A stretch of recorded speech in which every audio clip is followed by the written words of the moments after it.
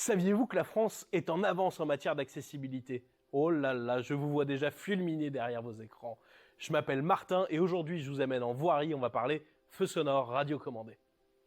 Comme Obélix l'aurait dit, les feux sonores radiocommandés, je suis tombé dedans étant petit. En 1993, c'est mon père qui a inventé ce dispositif et ma mère qui faisait les messages. 30 ans plus tard, c'est une obligation réglementaire. Mais aujourd'hui, on va pas parler de l'histoire de la famille Rochon et d'Okinéa, on le fera dans une prochaine vidéo si vous le demandez. On va vous parler de l'usage. Qu'est-ce qu'un feu sonore radiocommandé? À quoi ça sert? Et pour parler de tout ça, on va tout de suite rejoindre Lise, qui utilise chaque jour les feux sonores radiocommandés pour savoir si elle peut traverser ou non la voirie. Bonjour Lise. Bonjour Martin. Eh ben écoute, je suis ravi de passer ce moment-là avec toi. Aujourd'hui, on va parler feux sonores radiocommandés. Alors, comme tu le sais, le taux d'équipement en France des feux sonores est très important. Rien qu'au Kinéa, on a plus de 300 000 feux sonores équipés. En envoyant les télécommandes, j'ai eu beaucoup de retours d'usagers qui allaient en bas de chez eux utiliser la télécommande et découvraient qu'il y avait des feux sonores dans les traversées piétonnes proches de chez eux. Du coup, j'ai eu envie d'échanger avec toi et puis d'approfondir un peu le sujet des feux sonores et qu'on puisse expliquer ce que c'est qu'un feu sonore, son fonctionnement et puis la réalité côté usager. Alors Lise, est-ce que tu peux nous dire comment tu utilises les feux sonores? Alors un feu sonore pour moi c'est vraiment un indice supplémentaire dans l'environnement urbain. Donc quand j'arrive à proximité d'un carrefour, ce que je sais par l'analyse des bruits de la circulation, j'appuie sur ma télécommande et là je vais avoir l'information selon laquelle le feu est vert ou rouge pour la traversée qui m'intéresse. Donc j'appuie sur la télécommande et ensuite je vais me diriger vers la traversée piétonne avant de traverser. Super intéressant. Et alors, qu'est-ce que c'est qu'un bon feu sonore? Alors pour moi, un bon feu sonore, il y a d'abord une question d'implantation, parce que comme c'est un élément que je vais utiliser aussi pour structurer mon environnement, j'ai besoin que le son soit bien orienté. Et donc bien orienté de chaque côté de la traversée. Ensuite, il y a une question de réglage du volume sonore. Il faut que le volume sonore soit suffisant pour être audible en toutes circonstances, quel que soit le bruit de la circulation.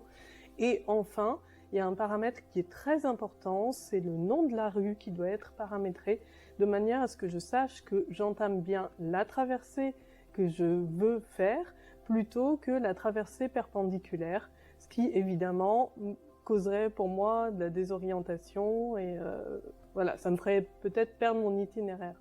Donc le nom de la rue, c'est essentiel. Rouge piéton, rue sans souci, attention, traversée en 3 temps.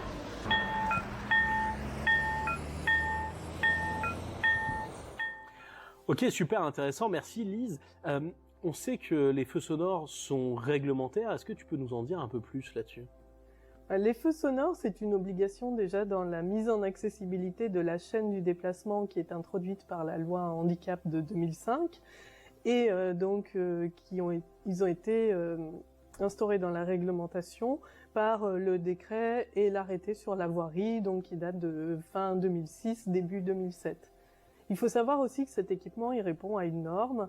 Donc la norme, elle date de 2004, ce qui a permis de normaliser aussi bien la partie feu sonore que la partie outil de déclenchement, donc la télécommande. Et cette norme, elle est valable donc partout en France. On retrouve les mêmes feux sonores, que ce soit dans une petite ville ou une grande métropole.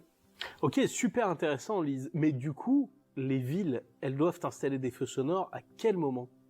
Alors déjà, contrairement à ce qu'on imagine, un feu sonore, c'est pas forcément un boîtier externe qu'on va voir, mais c'est plutôt une carte électronique qui est intégrée dans la figurine piéton, et donc c'est invisible quand on ne le sait pas. Le feu sonore est obligatoire, en fait, à chaque fois qu'il y a une signalisation lumineuse pour les piétons.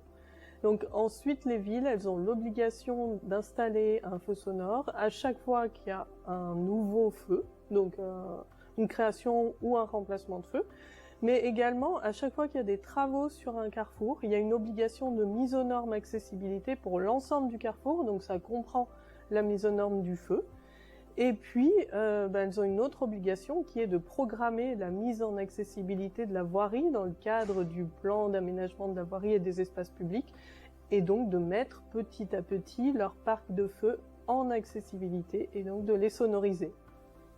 Ok, super intéressant. Et du coup, avec cette télécommande normalisée, tu déclenches les feux sonores, mais tu déclenches d'autres choses, j'imagine.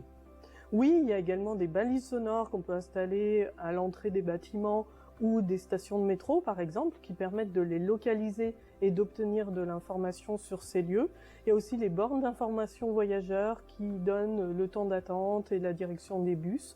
Et puis d'autres équipements, comme par exemple des balises sonores adaptées pour les carrefours sans feu, qui sont une innovation qui permet de se repérer sur ce type de carrefour. Ok, merci beaucoup Lise pour toutes ces précisions. Alors, j'espère que cette vidéo vous aura plu. On a essayé d'aller vite sur le sujet des feux sonores radiocommandés, mais évidemment, on a plein de choses à vous raconter. Et avec Lise, on se ferait une joie de partager beaucoup plus de retours d'expérience sur l'usage des feux sonores radiocommandés, sur les innovations et tout ce qui tourne autour de la voirie et des traversées piétonnes. On pourra le faire, n'hésitez pas à nous faire des retours, à nous mettre des commentaires et à nous envoyer vos questions. On se fera une joie d'y répondre.